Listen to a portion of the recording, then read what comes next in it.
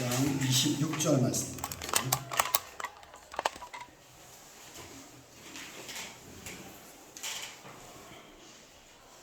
26절 말씀부터 28절 말씀까지 제가 읽겠습니다.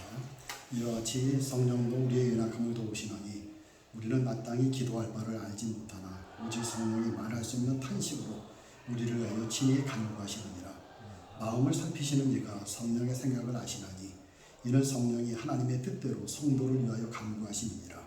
우리가 알거니와 하나님을 사랑하는 자 곧 그의 뜻대로 부르심을 입은 자들에게는 모든 것이 합력하여 성을 이루느니라. 아멘. 말씀을 통해서 여러분들에게 큰 은혜가 있으시기를 주의 이름으로 축원합니다. 아멘. 2달 전에 설교해보고 2달 만에 설교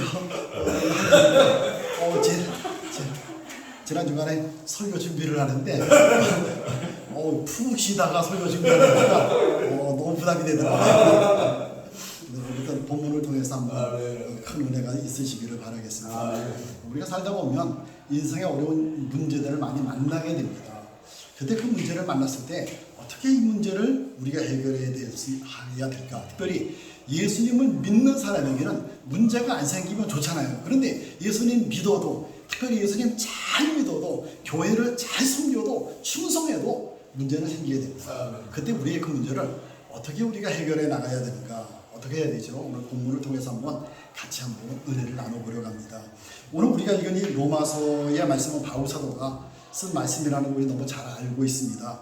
바울이 누군지도 우리도 잘 알고 있죠. 바울은 정말 대단한 그런 사람입니다. 그는 세상의 모든 것을 다 가졌다 할 만큼 많은 것들을 누리고 있었던 그런 사람입니다. 그가 가지고 있는 학문, 그가 가지고 있는 권세, 그가 가지고 있는 명예, 그가 가지고 있는 그 가문, 그를 둘러싸고 있는 많은 사람들과의 관계, 그 인맥, 이건 뭐 바울 사도에서 아주 대단한 그런 사람이었죠. 이런 바울이 오늘 본문 속에서 이런 표현을 하고 있습니다. 26절에 보니까요, 이와 같이 성령도 우리의 연약함을 도우시나니 그러고 있습니다. 그러니까 바울도 연약한 면이 있다는 거예요. 그렇게 대단한 사람, 대단한 것을 가지고 있는 사람이 있지만 본인에게도 연약한 것이 있고, 이 연약한 것을 누군가가 도와주는 필요가 있다는 것입니다. 그리고 그분이 누군가에게 나를 그분이 도와주신다는 것입니다.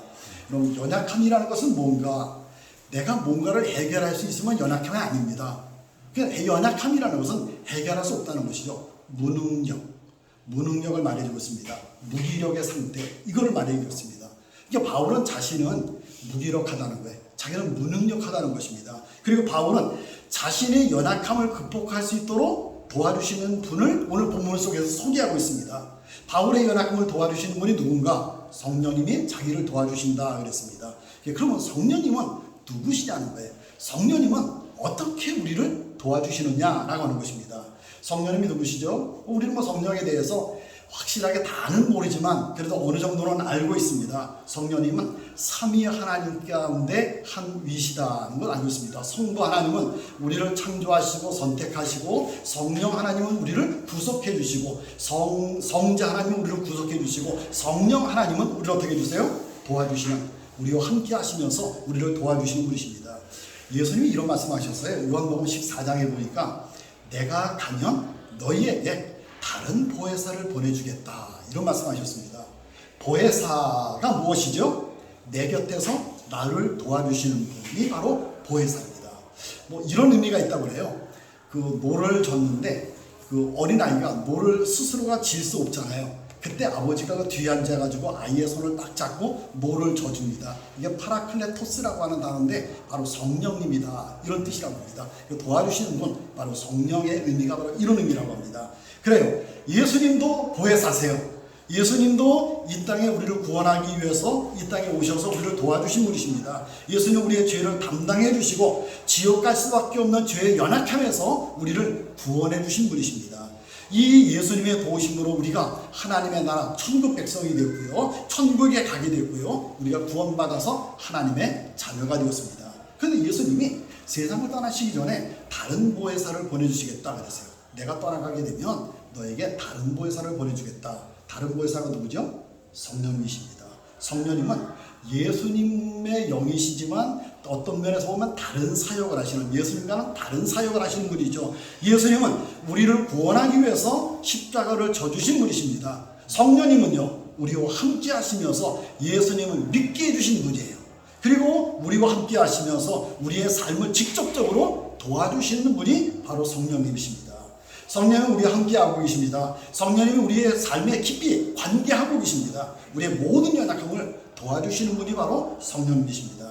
그러면 성령님이 우리를 어떻게 도와주시는가? 오늘 바울 사도는 우선 이렇게 말하고 있습니다.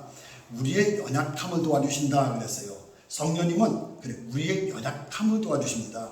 아무런 힘이 없는 무능력의 우리를 도와주십니다. 그러니까 우리가 할 수 없는 것, 우리의 힘으로 되지 않는 것, 우리가 불가능한 것, 성령님께서 이것을 도와주시는 것입니다. 그러면 도우신다는 것은 어떤 것인가? 도우신다는 말은 원어를 보니까 세 가지 단어가 합성되어 있더라고요. 순, 안티, 람바노니아, 이 세 가지 단어가 합성되어 있더라고요. 순, 안티, 람바노마이, 이 세 가지 단어예요. 합쳐져 있습니다. 순이라는 말은 함께, 같이 이런 말이고요. 그 다음에 안티라고 하는 말은 우리 안티 알잖아요. 반대, 건너편, 반대편 이런 의미입니다. 또 람바노마이라고 하는 단어는요, 번쩍 들어서 옮겨주신다. 번쩍 들어서 옮겨준다. 오늘 제목도 이 단어를 가지고 제목을 붙여봤습니다. 이 말은 다른 말로 하면 이런 의미죠. 내가 할 수 없고 내 능력에 미치지 않는 것을 내가 감당할 수 있도록 성령님이 나를 번쩍 들어서 옮겨주신다. 이런 의미입니다. 내가 문제를 만났을 때 해결의 자리로 나를 번쩍 들어서 옮겨주시는 것, 이게 나를 도와주신다는 의미입니다. 우리가 살아가다 보면 문제를 만나게 됩니다. 우리가 어떤 문제를 만났을 때 그 문제가 뭐예요? 연약함이죠. 우리가 문제를 만난다는 것이 바로 연약함입니다.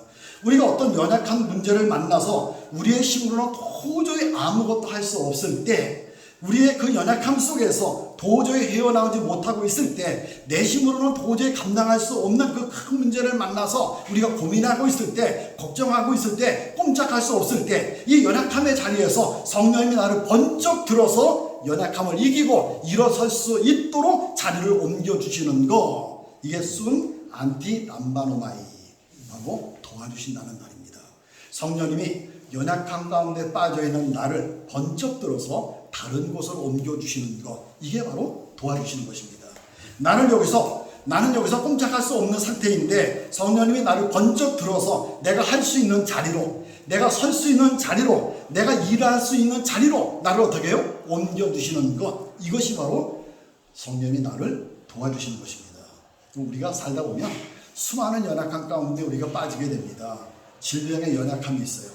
물질의 연약함이 있습니다. 자식의 연약함이 있습니다.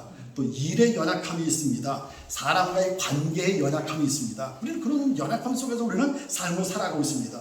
우리 같은 경우에는 목회하는데 또 우리의 연약함들이 있습니다. 우리에게는 엄청나게 많은 연약함들이 우리에게 계속해서 다가오고 있습니다. 병에 걸렸습니다. 치료되는 병도 있지만, 치료할 수 있는 병도 있지만, 치료할 수 없는 병들이 굉장히 많이 있습니다. 내가 내 몸에 병이 들어왔을 적에 치료할 수 있다고 하면 그럼 아무 문제가 되지 않습니다. 그런데 치료할 수 없는 거예요. 인간의 힘으로 도저히 고칠 수 없는 질병도 있습니다. 이런 질병 속에서 주님이 나를 번쩍 들어서 건강의 자리로 옮겨주시는 것, 이게 바로 도와주시는 거예요. 도저히 탈출할 수 없는 가난의 문제를 번쩍 들어서 옮겨주시는 것.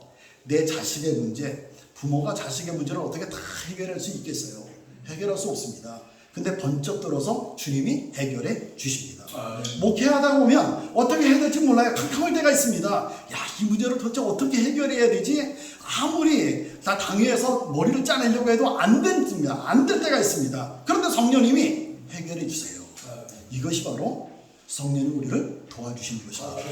그러면 성령님이 나를 어떻게 도와주시는가? 26절, 27절에 보니까 이렇게 말씀하고 있습니다. 이와 같이 성령도 우리의 연약함을 도우시나니 우리는 마땅히 기도할 바를 알지 못하나 오직 성령이 말할 수 없는 탄식으로 우리를 위하여 친히 간구하시느니라. 마음을 살피시는 이가 성령의 생각을 아시나니 이는 성령이 하나님의 뜻대로 성도를 위하여 간구하심이니라 그랬어요. 성령님이 우리를 도와주시는데 어떻게 도와주신다고요? 먼저 성령님이 우리를 위해서 하나님께 간구해 주신다 그랬습니다. 기도해 주신다 그랬어요.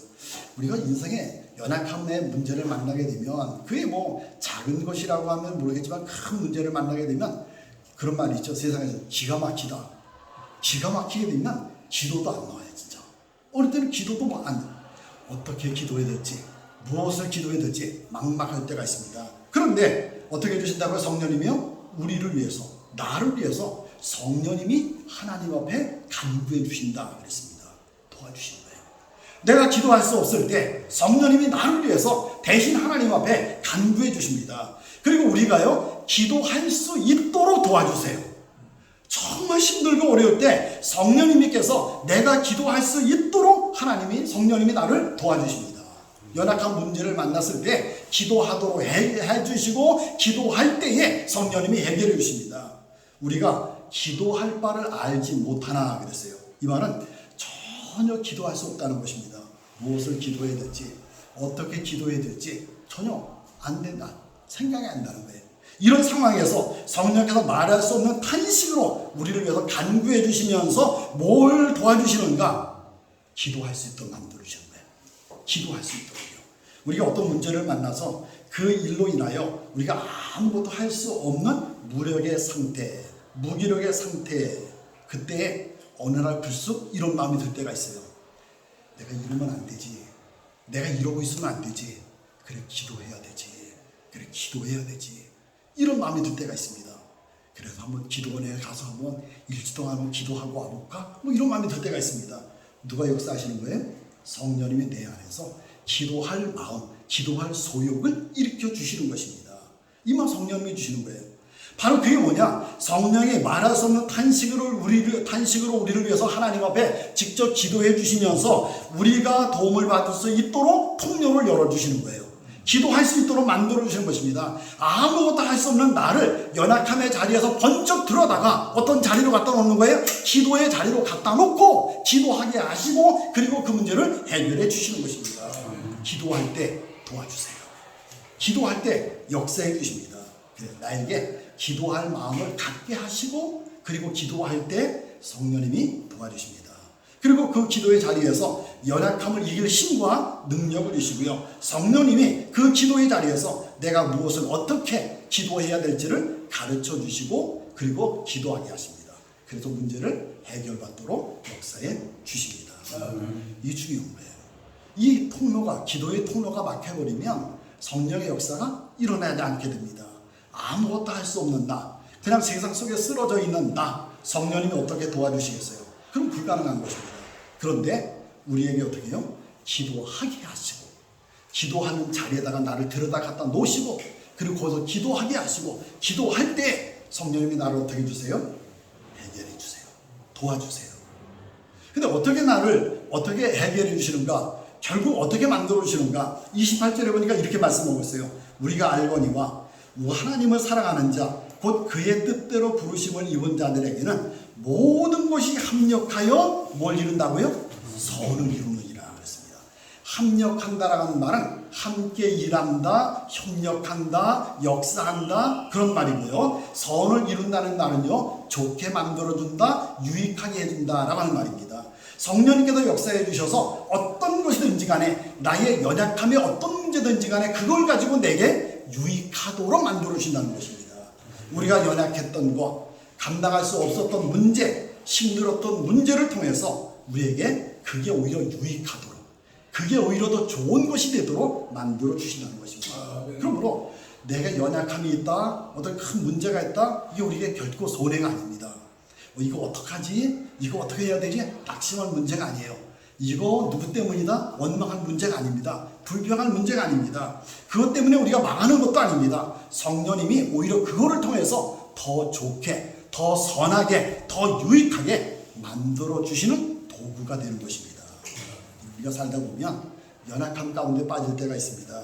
이 연약함을 우리가 어떻게 피할 수 있겠어요? 우리가 다가오는 연약함은 우리가 피할 수가 없습니다. 어떻게 해야 되죠? 나에게는 성령님이 계시다. 도와주시는 성령님이 계시다. 도와주시는 성령님이 역사해 주신다. 연약함을 통해서 오히려 유익하게 만들어 주실 것이다. 이 믿음 가지고 하나님 앞에 기도하는 것입니다. 다른 말로 하면 나는 성령의 도우심으로 일어날 수 있다. 이 문제 해결할 수 있다 하는 믿음의 고백, 신앙의 고백이 우리에게 필요합니다. 그러려고 하면 제일 중요한 것이 무엇이죠? 손 내미는 것입니다. 나 좀 도와주세요. 나 좀 도와주세요. 하나님 나 좀 도와주세요. 손 내미는 거예요. 이게 뭐예요? 기도인 것입니다. 나 좀 도와주세요. 나 해결해 주세요. 이겁니다. 지금 목회 40년 동안 하면서 제일 중요하게 여긴 건 목사님들이 다 그렇게 중요하게 여기고 목회해 가지만 40년 동안 제일 중요하게 여긴 것이 사도행전 말씀에 보면 예루살렘 교회에 사도들이 구제하는 일을 하다가 큰 문제가 일어나게 됩니다. 그렇죠? 심각한 문제가 일어나죠. 그때 사도들이 7 집사를 뽑아가지고 구제하는 일이라든지 다른 모든 문제들을 다 이 집사들한테 맡겨놓고 그리고 자신들은 뭐예요? 오로지 기도하는 것, 오로지 말씀 전하는 것에만 힘쓰겠다라고 합니다. 저도 그 말씀 속에서 그래 목회가 뭐냐? 열심히 기도하는 것이고 열심히 말씀 잘 전하는 거 이거다. 내가 열심히 기도하고 말씀만 열심히 잘 전하면 목회는 하나님이 해주신다. 뭔가는 이루어 주신다. 성도들에게 뭐하라 강조하고 달달 볶지 않아도 은혜 받으면 내가 기도하고 말씀을 전해서 성도들이 은혜 받으면 성도들이 알아서 다 한다. 저는 그런 생각을 가지고 그렇게 목회를 해나갔습니다. 물론 여러분들 그렇게 해나가시겠지만요. 그래서 저는 그래서 본문을 중심으로 해서 어쨌든 말씀을 잘 준비해서 좋은 양심 먹이자. 좋은 양심 먹이자. 그리고 성령의 도우심이 없이는 나는 아무것도 할 수 없으니까 열심히 성령의 도우심을 받기 위해서 기도 생활 열심히 하자. 그래서 우선 설교 잘해야 되고 그 다음에 기도 열심히 해야 되고 2가지밖에 없다. 목회는 그런 생각을 했습니다. 그래서 전도사 때부터 얼마 전까지만 해도 어디에서 설교 세미나 한다 그러면 쫓아다닐 정도였습니다. 어떻게든 설교는 잘해야 되니까 어떻게든 성도들이 은혜 받아야 되니까 그 말씀을 듣고 은혜를 받아서 행동으로 옮겨가도록 만들어줘야 되니까 어쨌든 내가 설교를 잘해야지. 그 마음 가지고 설교 세미나만 있다 그러면 쫓아다니면서 열심히 다녔습니다. 그 다음에 또 하나는 매일같이 기도하자. 밤이면 예배당 본당에 나가서 혼자 밤 9시에 나가서 10시까지 1시간 동안 기도하고 그렇게 들어왔습니다. 그래서 참 은혜를 많이 받았고요. 성령의 도우심, 하나님의 도우심을 많이 받으면서 40년 동안 목회를 해왔습니다. 제가 단독 목회를 시작한 것은 1995년도 12월 달입니다. 그때 은평구 신사동에는 은평장로교회에서 부목사로 있었을 때 같이 칼빈 신학교를 같이 다닌 그 친구가 춘천에서 단독 목회하고 있었는데 그 친구에서 어느 날 갑자기 연락이 왔어요. 졸업하고서는 헤어지고 난 다음에 한 번도 연락이 없는데 어느 날 연락이 왔더라고요. 연락이 와가지고 전화를 하면서 뭐 하고 있느냐 그러더라고요. 그래서 마침 우리 교회 담임 목사님이 바뀌는 바람에 부목사가 지금 어디론가를 옮기라고 그러는데 장를 먼저 옮기라고 그러는데 지금 어느 교회 부목사로 가기로 했다 그랬더니 그 친구 목사님이 그러더라고요. 춘천에 저 소행강댐 밑에 시골에 아주 작은 교회가 하나 있는데 거기 와서 단독 목회 하지 않겠느냐 그러는 거예요. 그래서 아니 지금 다른 교회 부목사로 가기로 다 돼 있는데 그랬더니 다시 한번 생각해 보라고. 몇 번 이제 가까이 지내는 친구 목사님들한테 한번 물어봤습니다. 그랬더니 이런 말들을 해줘요. 그 말들 중에는 이런 말이에요. 야 용의 꼴이 맨날 하면 뭐하냐? 내내 머리를 해야지.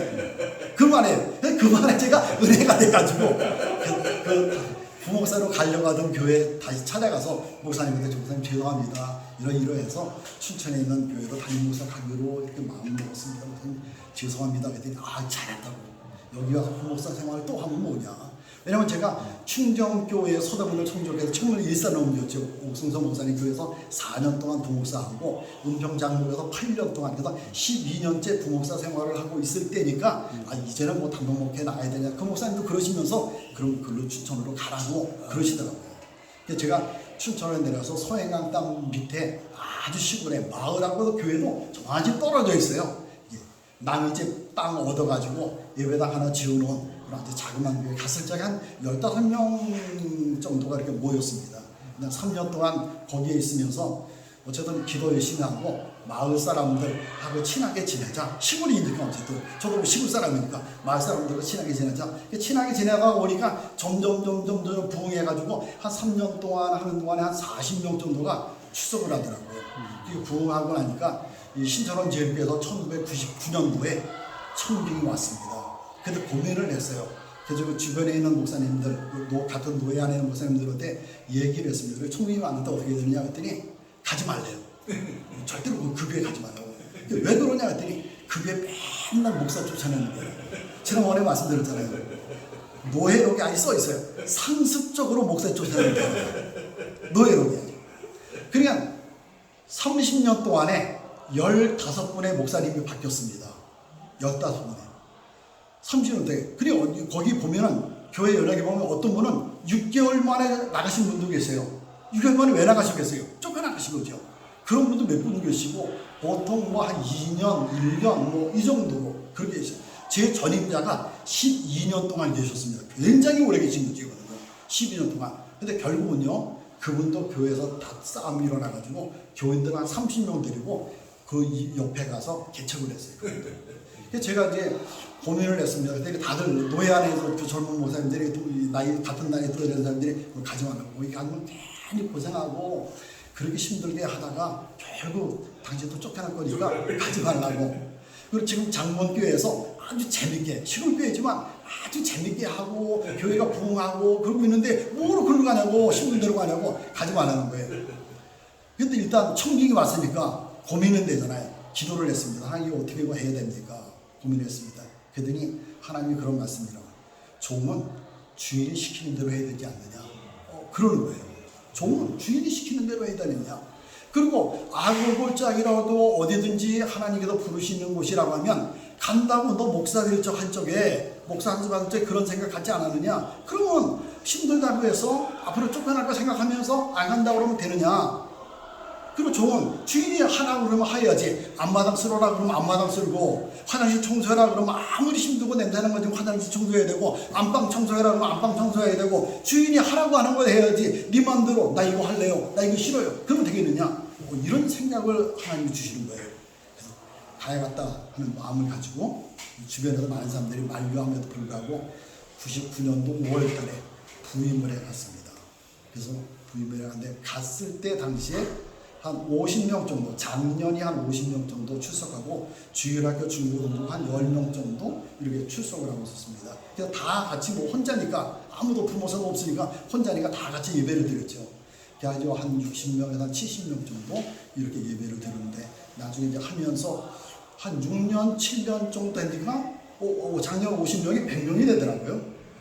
그리고 또 한 6년, 7년 하니까 한 200명이 되더라고요.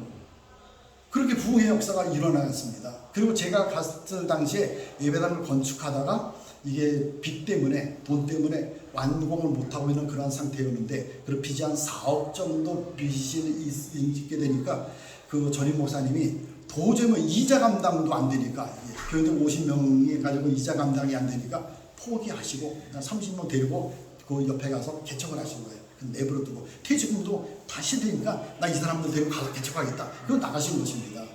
이자 감당도 안 되고 그런 상태인데 한 5년 정도 되니까 빚 다 갚게 되고요.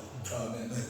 그러고 나서 땅도 더 사고, 그다음에 교회가 부흥하니까 뭐 예배당 건물 자체는 뜯어고칠 수 없으니까 아내가 처음에 저희 갔을 때 100석이었는데 리모델링하고 또 다 뜯어고치고 해서 한 350석에서 400석 정도 이렇게 본당을 그렇게 만들어놓고, 그리고 지금은 한 300명 정도 이렇게 출석을 하고 있습니다. 하나님께서 저를 신천원 제일교회 청빙하도록 하실 적에 그때는 생각에는 왜 이렇게 힘든 교회로 가게 하시지, 왜 이렇게 어려운 교회로 가게 하시려고 하지, 그런 마음을 먹었는데 하나님께서 저를 거기에서 어떻게 해요? 들어서 물론 옮겨 놓으셨어요. 왜? 그 교회에서 제가 해야 될 일이 있기 때문에. 그리고 그 지역의 사람들의 영혼을 구원하도록 하기 위해서 하나님이 그리로 보내주신 것입니다. 지금은 뭐 한 10년 정도 지나고 나니까 그 지역에서 전도하러 나가면 이거 싸우는 교회에서 왔어요. 매달 이래요. 근데 지금은 뭐 너무 좋은 교회로 소문나고 그 지역 사회에서 아주 좋은 일 많이 하는 그런 교회로 소문나고, 지금은 뭐 굉장히 많이, 지금도 이제 새신자들이 많이 요즘에도 들어오고 있고요. 그 다음에 어디 서울에서나 은퇴하신 분들이 왔다 그러면 대부분이 어떻게 해요? 돌아다녀 오잖아요. 그죠? 그 인근 지역에 이렇게 다녀봅니다. 그러고는 어느 날 와서 새로운 얼굴이 예배드리고 났는데 갔어요. 그럼 한 몇 주 동안은 안 보여요. 한참 동안 안 보입니다. 그러다가 어느 날 와가지고 등록을 해요. 그래서 교회가 점점 성장하고 부흥하는 그런 가운데 있습니다. 하나님이 힘든 자리지만 그 자리로 보내신 것은, 나를 들어서 옮기신 것은 하나님이 계획이 있으시기 때문에 그 지역의 영혼들을 구원하시려고는 하나님의 놀라우신 뜻을 가지고 하나님의 사역에 주신 것입니다. 2013년도에 우리 선배님은 잘 아시지만 제가 콩팥에 이상이 생겨가지고 병원에 갔습니다. 소변을 보는데 너무 아프고 새빨간, 그냥 붉은스러운 피도 아니고 새빨간 피가 나오는 거예요. 너무너무 요도가 아프고. 그래서 강대병원에 갔습니다. 가서 보니까 사진을 찍는데 보통 우리들의 콩팥이 한 8cm 정도 된대요, 길이가. 근데 이게 암이 얼마나 커졌는지 15cm. 그러니까 터져버린 거예요. 그래서 도저히 이거 절제하지 않으면 안 된다는 거예요. 그래서 왼쪽 신장 전체를 다 떼어냈습니다. 그리고 5년 후에 2018년도에 이게 오른쪽 폐로 전이가 돼가지고 폐 조금 더 잘라내고요. 또 이게 2020년도에 오른쪽 남아있는 신장으로 또 전이가 됐어요. 그래가지고 신장의 3분의 1을 또 잘라냈습니다. 저는 여러분들보다 신장의 한 3분의 1 정도밖에 안 돼요. 그래서 제가 이제 음식이나 이런 것들을 되게 조정해 가면서 살고 있는데, 그래도 뭐 목회하는데 전혀 지장이 없고 살아가는데 전혀 지장이 없고 건강하게, 그러니까 암세건 수술했는데도 사람들이 어떻게 그걸 건강할 수 있느냐고 그래요. 근데 저는 그 수술을 받으면서 이런 생각을 했습니다. 처음에는 하나님 왜 하필이면 지금 재미있게 목회하고 교회가 부흥하고 성장하고 이러는 상황 속에서 왜 이런 어려운 일들이 있습니까? 왜 이런 일을 주십니까? 왜 이렇게 힘들게 하십니까? 근데 수술하고 나와서 그 다음 주에, 그러니까 월요일날 수술받고 목요일날 퇴원해가 주일날 설교했습니다. 그 다음에도 월요일날 수술받고 의사한테 얘기해서 월요일날 수술해달라고, 왜 주일 지켜야 되니까.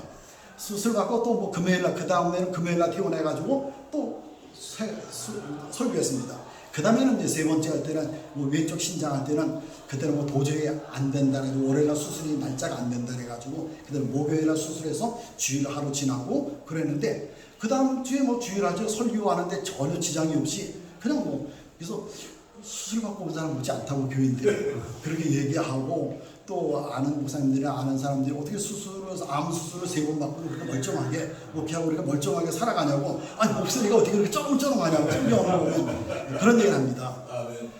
그렇지만 저는 처음에 그 콩팥 수술할 적에 하나님 왜 하필이면 저입니까? 왜 하필이면 이런 때입니까? 하는 그런 마음을 가졌던 적이 있습니다. 그런데 나중에 제가 깨달은 것이, 이게 하나님의 은혜구나. 사실 저는 몸이 굉장히 건강했어요. 팔씨름하고 그러면 어떤 적에 체육대회하고 그러면 팔씨름하면 제가 몇 등 안 갈 정도로, 그리고 키는 작지만 힘이 세고 막 그 청년들 같이 공차로 다니고 막 이랬었습니다. 건강했어요. 그러니까 아픈 환자들을 위해서 기도해 줄 적에 글쎄요, 어떤 면에서 보면 긍휼히 여기는 주님의 마음, 그렇죠? 긍휼히 여기는 그 주님의 마음이 없었던 것 같아요. 기도는 해주죠. 기도는 해주지만 그런 간절한 마음, 안타까운 마음은 내가 똑같은 아픔을 느끼면서 기도를 해줘야 되는데 그런 것들이 하나도 없었습니다. 사실은. 그런데 아프고 나니까, 수술하고 나니까, 치료하고 나니까 그런 과정 속에서 아픔이라는 것이 이거구나. 이 고통이라는 것이 이렇구나. 수술한 분들의 심정이 이렇구나. 수술한 분이 지금 병원에 입원해 있는 그분들의 심정이 이런 거구나. 특별히 암을 수술한 신분들의 심정이 이렇구나. 이런 것들에 대해서 많이 이해하게 되고 많이 알게 되었습니다. 그러면서 그 다음에는 기도해준 환자를 위해서 기도할 적에는요, 정말 내가 아팠으니까 나를 위해서 기도하는 것 같은 똑같은 마음, 긍휼히 여기는 마음, 그 마음 가지고 기도하는 거예요. 그래서 하나님이 나를 번쩍 들어서 병의 자리에 갖다 놓으시고 다시 번쩍 들어도 더 은혜스러운 목사가 될 수 있도록 그렇게 만들으셨구나. 하나님은 결코 우리에게 손해가 되도록 하시는 분이 아니라 더욱 유익하게 만들으시는, 합력하여 선을 이루어주신 분이다. 라는 것을 생각하게 됐습니다. 여러분, 우리는 살아가다 보면 연약해요. 우리에게는 연약함을 벗어날 수 없습니다. 하지만 하나님은 우리의 연약함을 도와주십니다. 나의 연약함을 도우시려고 성령 하나님은요, 나와 24시간 늘 함께 하십니다. 연약함에서 나를 번쩍 들어서 옮겨주십니다. 그리고 연약함을 통해서 더 유익하도록, 더 낫게, 더 선하게 만들어주시는 하나님이십니다. 그러므로 우리 목회를 한다거나 또 삶을 살아가면서 어떤 문제가 생겨도, 어떤 사고가 일어나도, 어떤 질병이 생긴다 할지라도 걱정하지 마시기 바랍니다.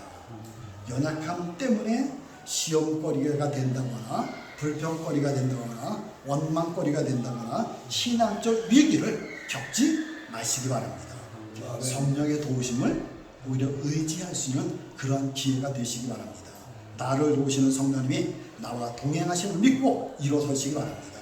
혹시 어떤 연약한 문제가 있으세요? 어떻게 해야 되죠? 성령의 도우심에 손을 내미시기 바랍니다. 성령이 도우시도록 손을 내미시기 바랍니다. 하나님 앞에 손을 내밀 때마다, 성령님께 손을 내밀 때마다 하나님께서 역사해 주십니다. 그리고 그 연약한 문제가 있어도요, 기뻐하시기 바랍니다. 왜? 도움받을 수 있으니까. 뭐 도움받을 수 없다고 하면 낙심할 수밖에 없지만 도움받을 수 있잖아요. 도움받을 수 있으니까 성령이 도와주시기 때문에 또 어떤 약함이든지 그거를 통해서 오히려 더 유익하게, 더 선하게, 더 좋게 만들어 주시기 때문에요. 그리고 연약함의 문제가 생기면 기대하시기 바랍니다. 이번에는 이 연약함을 통해서 하나님이 내게 어떤 유익을 주시려고 하실까? 어떤 복을 주시려고 할까? 이 문제를 통해서 나에게 어떤 더 선한 것을 내게 만들어 주시려고 하실까? 기대하시기 바랍니다. 그러면 합력하여 선을 이루어 주시고요, 연약함 가운데서 간구하면 하나님 반드시 도와주시고 나를 번쩍 들어서 해결해 주십니다. 기도하면 반드시 해결해 주세요. 기도하면 반드시 일어서게 해주세요. 기도하면 반드시 유익하도록 바꾸어 주십니다. 지금 어떤 연약함이 있다 할지라도 이 시간 성령님이 여러분의 그 연약함 속에서 번쩍 들어 회복의 자리, 해결의 자리, 유익의 자리, 복의 자리를 옮겨주시는 이 복을 누리시는 여러분 모두가 다 되시기를 주님의 이름으로 축원합니다. 하나님 아버지, 오늘도 철도고등학교 동문들이 모인 철성교회가 예배드리게 하심을 참으로 감사를 드립니다. 이정의 입술을 통하여 하나님의 말씀을, 하나님의 역사하심을, 성령의 도우심을 나누게 하심을 감사드립니다. 오늘도 이곳에서 함께 예배드린 동문과 가족들에게 함께하여 주시옵소서. 우리 철교의 모든 동문들에게 함께하여 주시옵소서. 하나님 아버지, 특별히 연약함의 문제로 기도하는 동문들에게 역사해 주셔서 도와주시옵소서. 번쩍 들어 문제를 해결해 주시옵소서. 더 유익하게 만들어 주시옵소서. 그래서 평강의 삶을 살게 하시고 좋은 소식들 오가게 하여 주시옵소서. 하나님, 아직도 예수님을 믿지 않은 동문들이 있습니다. 믿음을 주시옵소서. 철성교회가 더욱 성장하게 하여 주시고 교회를 위하여, 선교회를 위하여 수고하시는 분들에게 하나님께서 함께하여 주시옵소서. 예수님의 이름으로 기도하옵나이다. 아멘.